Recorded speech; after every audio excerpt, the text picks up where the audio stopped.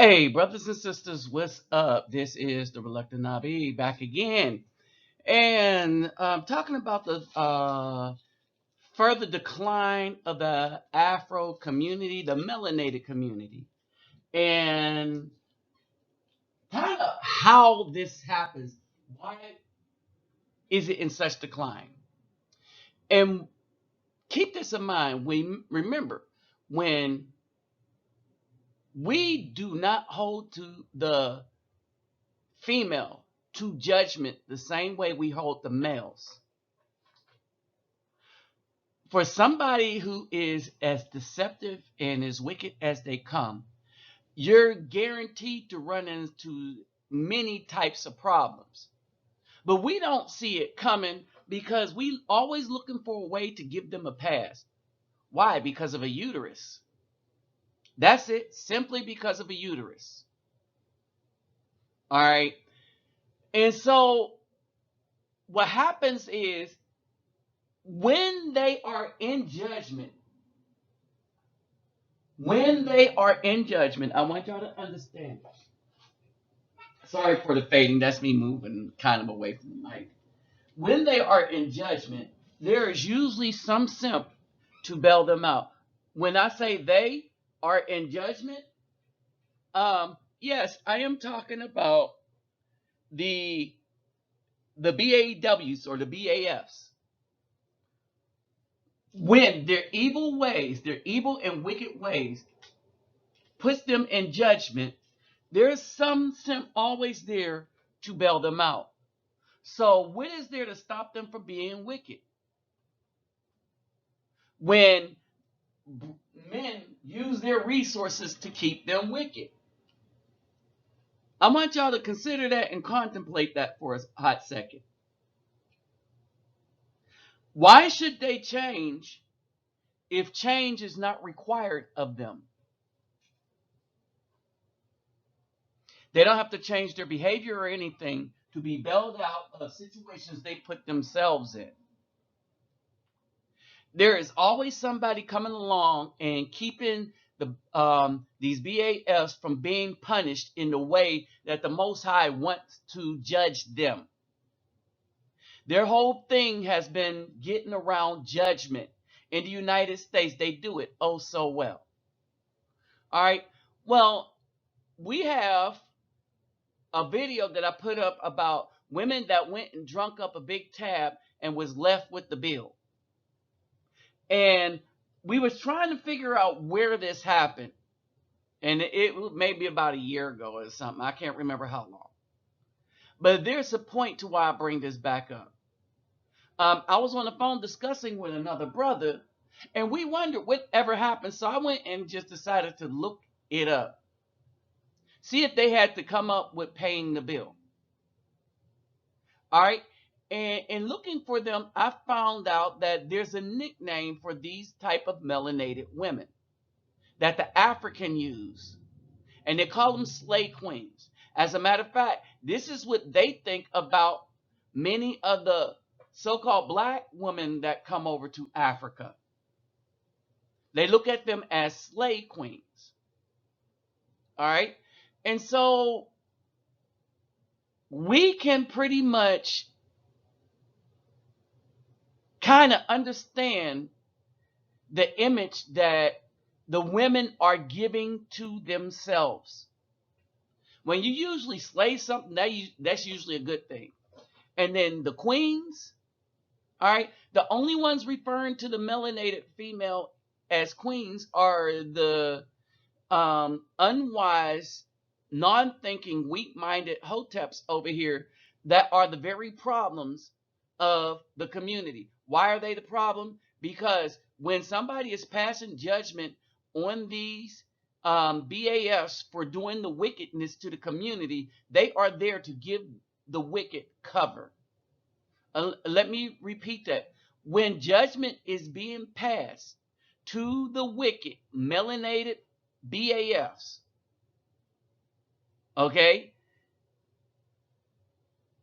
the hoteps, the simps, the sellouts are there to give cover to the wicked. All right. Remember the videos I put up? I was wondering how many people are going to share those because it's some deep stuff. You know, the ones I put on up about who the black slave masters really were, what group they were. Think about it. It's not as popular as if I put something up and say Oprah or somebody else famous. That's our problem. Well, let me show you what this whole situation is. All right.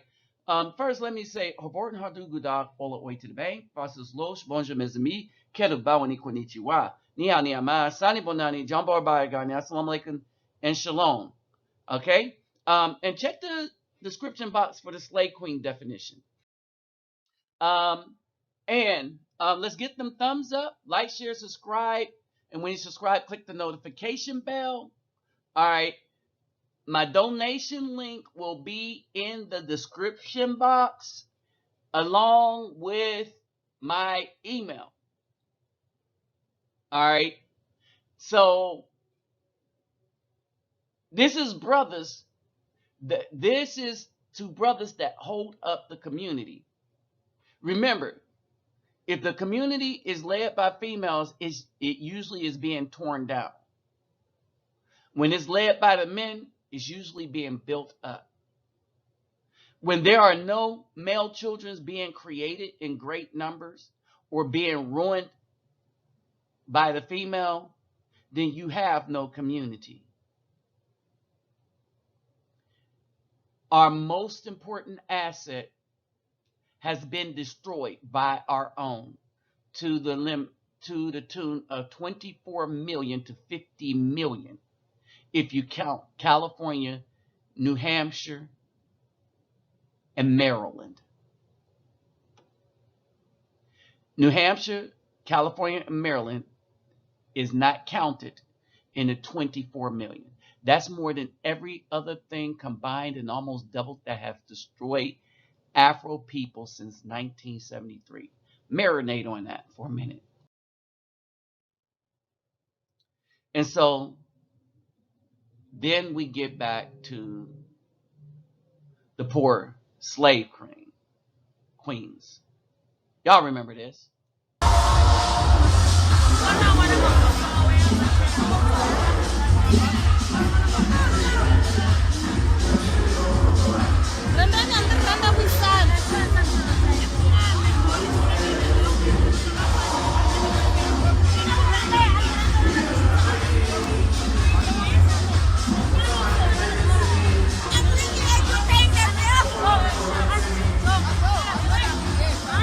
Look at how sad they look. Look at how sad they look, right? Now, let me break something down to you. That total came to a little over $3,000. They drunk up over $3,000 worth of drinks. All right. Now, when I give you the definition of slave queens, you'll understand there's going to be a couple of definitions why they would do that. All right. These are young and naive girls who apparently do not date broke men. They spend hours on Snapchat and Instagram showing off things they don't even own. All right. And so they give a warning to Nairobi slave queens and says they will milk you dry, then run away. All right. So they're saying theirs is worse.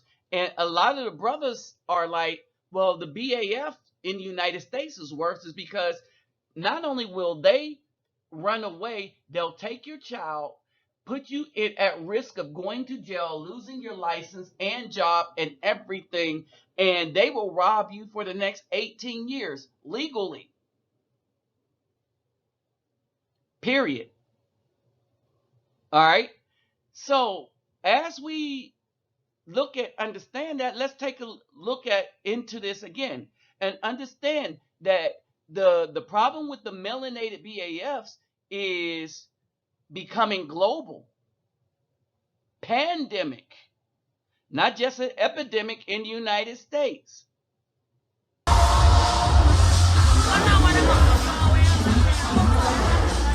Think about it.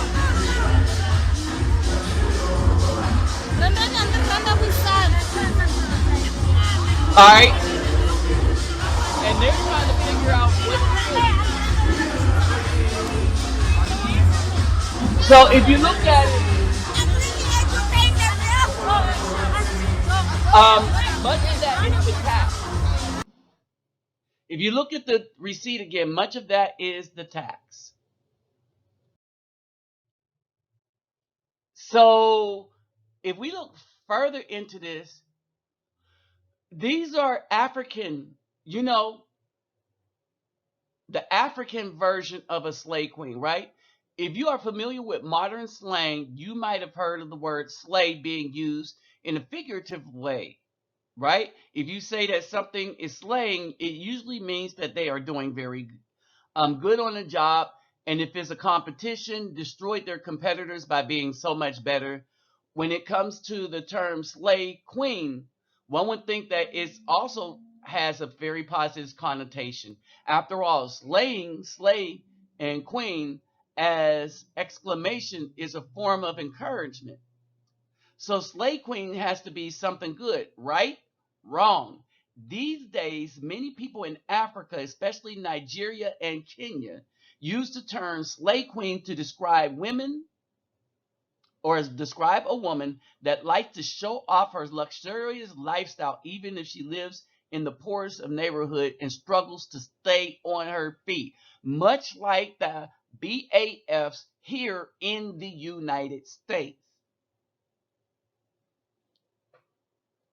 All right. So the link will be in the description box. Did they why is it that the melanated are the melanated elsewhere are mirroring the just garbage coming from the BAFs in the United States? Slay Queen and men is a topic for a whole nother article. Okay. All right. So the end goal of a slave queen is to find a man, not just any man, but one that is rich, right? So this is why they are so revealing in everything that they wear, right? When they finally grab someone, she will post about it a million times a day. All right. Get ready for the follow me picture, the cutesy couple photos, and romantic quotes, right? Understand this. A woman that has no love in her heart, nothing for romance and stuff. All this stuff is designed to just whittle as much money away from a particular man that she can. If the man is cute, his face will be visible. If not, she will only show his hands or headless torso. All right. So look at how many of us have seen these kind of pics. One of the most definitive traits of slay queens of slay or queens of slay that distinguishes them from all others is their love for expensive things and luxury. They will go out of their way to snap a picture in or around a lavish car with a bottle of pricey alcohol or in five-star hotels. Despite her love of all things shiny, a typical slave queen cannot afford most, if not all, things she takes pictures with. Think about this. All right. So it's all about propping themselves up. Their only value that they have for themselves is the amount of attention they could get. Let me say that again. The only value that they have for themselves is the amount of attention they could get. All right. So we are inundated with these type of women, especially here in the United States. But if you look at it, it's mostly the melanated that run around And instead of trying to make a life with a good man, they're trying to use that man. All right. And as soon as they latch on to a Caucasian male, all right, they're going to try to drain all the money from him. And they also use him to spit in the face of the Afro male. And that used to work, except the Afro male just realized that we're more appreciated outside of the BAFs. So we don't need them anymore. We can go elsewhere. We got other people checking for us, and they don't like it. It's a sense of the black woman saying they don't want a good Afro man, but they don't want one else to have them. Why is that? There's a particular reason for why that is. And that reason is evidence. When they say there is no good black man, when everybody else ends up with the good black men, then it shows them to be a liar. And the fact that other races of women end up with good black men says that it's a lot of evidence that there are a lot of good black men, right? Other thing, how many thugs are single? How many working good black men are single? If you look at it, most thugs are not single and have it. I have not met anyone that knew a thug that was single that didn't have more than one black woman. We know a lot of working, hard working men that had children and everything. And while the babies' mamas don't want to have nothing to do with the working men, the babies' mamas of thugs still have everything to do with them. Go figure. All right. And so the other thing is that the BAFs in the United States will applaud and parade this woman around on the left that has a 71-year-old man, and she found him at 22, right? And that she's been with for a year, trying to milk him for all his thing. Remember, the expiration date for a relationship with a BAF or a black woman in the United States tend to be 5 or 10 years. If you were married before this current dispensation, you're probably looking at divorces now, even though you've been together for 20 years. But if you're catching a black woman right about now, on average, they will be with you for maybe a year to 5 years. After that, they take it all, half of what you own. That's if she didn't destroy it while she was with you. And at the same time, they're giving the brothers hell. They're angry at, the picture on the right. Now, let me say this real quick. How many children did Kim Kardashian have? How many babies' daddies do she have? When did she get the children? Oh, after she married Kanye West, and he's the only baby's daddy. And she gave him children that he and she gets to raise. Holy crap. Unlike Sierra, who takes another man's child into a relationship with another man and try to get him because he's a big simp to take on the responsibility of another man. But she could do it because she's a BAF. She's a slay queen by definition. Even though she has money, she's still a slay queen. Only the commodity is the child. All right. Popularity and to be seen. That's it. And not really worth wiving. You can't wife up a slay queen.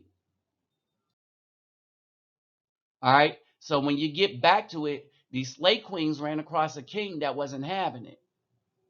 But somebody came and bailed them out so they can continue to go and do the same BS to somebody else. Somebody paid their bill and they shouldn't have. All right. And this is how they're seen in Africa. And this is why we need to let them hit that wall. With that said, I'm out.